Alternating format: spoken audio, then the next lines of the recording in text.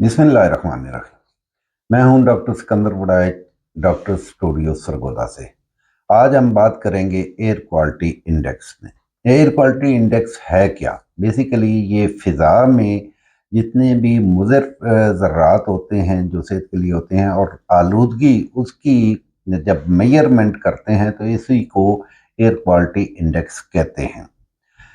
अब इसमें फ़िज़ा में बेतहाशा जो ज़र्रात होते हैं, मुज़र ज़र्रात होते हैं, जैसे इसमें गैसेस भी होती हैं, सल्फ़र डाइऑक्साइड है, नाइट्रोजन डाइऑक्साइड है, कार्बन ऑक्साइड है, इसके साथ पार्टिकुलर जो होते हैं पार्टिकल्स, उनका साइज़ बड़ा मैटर करता है।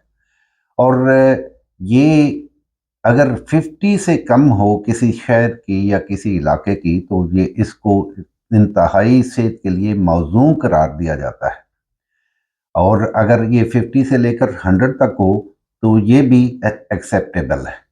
लेकिन अगर 100 से क्रॉस करती है, 100 से 150 तक होती है, तो इसका मतलब है कि जो वहाँ पे लोग रह रहे हैं जिनको एलर्जी है या जो सेंसिटिव लोग हैं उनको इसको प्रॉब्लम आ सकता है। जनरल पब्लिक आम तौर पे इसमें इन्वॉल्व नहीं होती अगर 150 तक भी एयर क्वालिटी इंडेक्स है। लेकिन अगर 150 से 200 तक है तो जनरल पब्लिक भी इन्वॉल्व होने के चांसेस बढ़ जाते हैं। और जो एलर्जी वाले पेशेंट हैं उनकी तकालीफ में इजाफा हो जाता है। इस अगर 200 से लेकर 300 तक एयर क्वालिटी इंडेक्स अगर हो तो ये खतरनाक होता है, ये आम लोगों के लिए भी खतरनाक होता है। और 200 से लेकर 300 तक 300 से लेकर 300 से ऊपर ये इंतहाई खतरनाक होता है।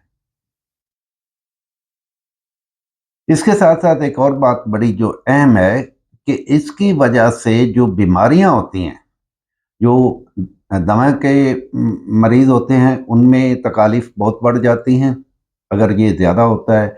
जितना भी एयर क्वालिटी इंडेक्स ज़्यादा होता जाएगा इतना ही इंसानी सेहत के लिए ये ख़तरनाक होता जाएगा।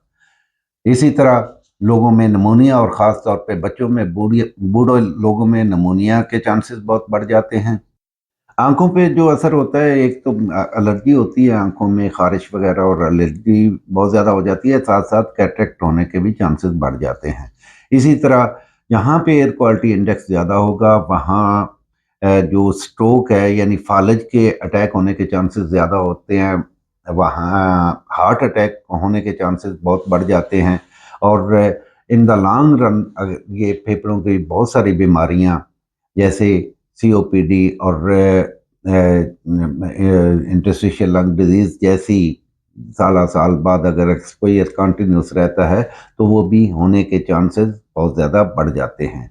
इसीलिए हमें सबसे इम्पॉर्टेंट बात यह है कि हमें अपनी फ़िज़ा को साफ़ रखना है। और ये हम किस तरह साफ़ रख सकते हैं, इसमें गवर्नमेंट बहुत बड़ा रोल अदा कर सकती है। जैसे इलेक्ट्रिक गाड़ियां हैं, इलेक्ट्रिक मोटरसाइकिल हैं, उनको प्रमोट किया जाए, उन पे टैक्सेस कम किए जाएं तो ये जितना भी स्मोक जनरेटिंग सिस्टम है उसको हम कम से कम करके इंसानी सेहत को बेहतर से बेहतर कर सकते हैं। इसके साथ साथ जितनी भी इंडस्ट्रीज सिटीज़ में है, अर्बन एरियाज़ में, वो रिमोट एरिया में होनी चाहिए। और हमें अपने जो आम लोग हैं अपने घरों को, अपने ऑफिस को, अपनी फैक्ट्रीज को बिल्कुल डस्ट फ्री रखना चाहिए। और कोई भी ऐसा जलाने वाला काम, जैसे कई जगहों पे ऐसा होता है कि कूड़े को आग लगा दी जाती है, उससे एयर पोल्यूशन होती है, बढ़ती है। और इन चीज़ों से अगर हम इज्तनाब करें तो हम अपनी फ़िज़ा को साफ रख सकते हैं। इस जैसी वीडियोस देखने के लिए आप हमारा चैनल डॉक्टर्स वॉइस सब्सक्राइब करें।